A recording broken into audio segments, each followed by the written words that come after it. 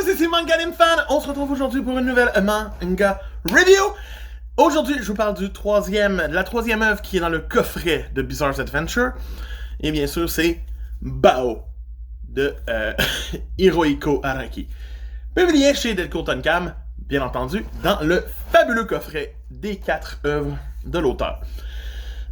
Donc, on se ramasse ici avec Bao, l'œuvre la plus emblématique avant Jojo, selon la logique, et qui fut un très grand coup de cœur pour moi aussi, étrangement. Je m'attendais pas à ça.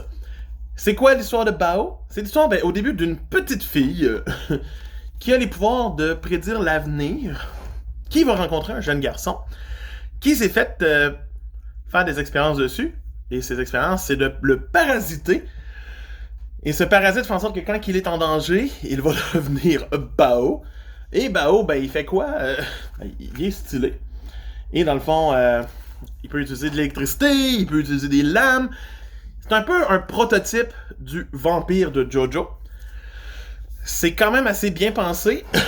Donc ils vont faire équipe pour éventuellement survivre.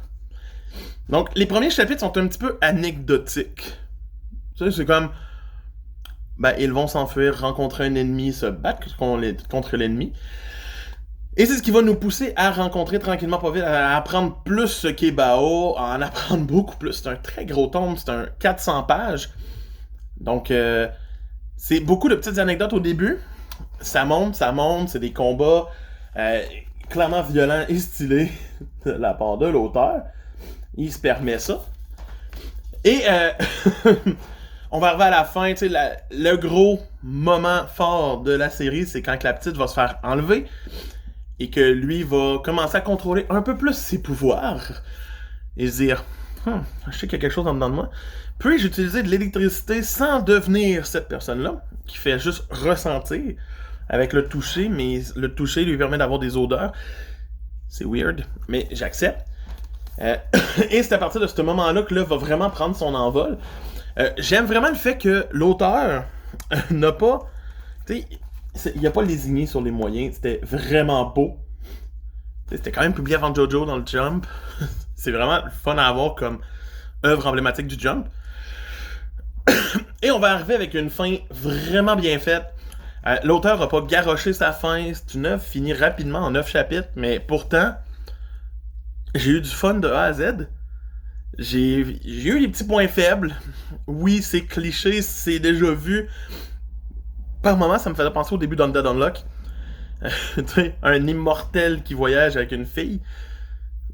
C'est peut-être une référence que l'auteur d'Undead Unlock a faite à Bao. Mais ça, c'est juste moi. Mais les personnages sont charismatiques. L'auteur réussit bien. C'est juste le fait que c'est vraiment des adversaires qui se battent pas si longtemps que ça. Et que c'est tout le temps... un petit peu genre, il est beurre. Ce qui me déçoit un peu. Mais sinon, vraiment du fun à lire Bao. La meilleure œuvre du coffret jusqu'à ce jour. Il me reste une œuvre à lire. Et pour moi, c'est un 9 sur 10. Donc, lisez-le, achetez le coffret. C'est Manga Anime Fan qui vous dit à plus. Bye!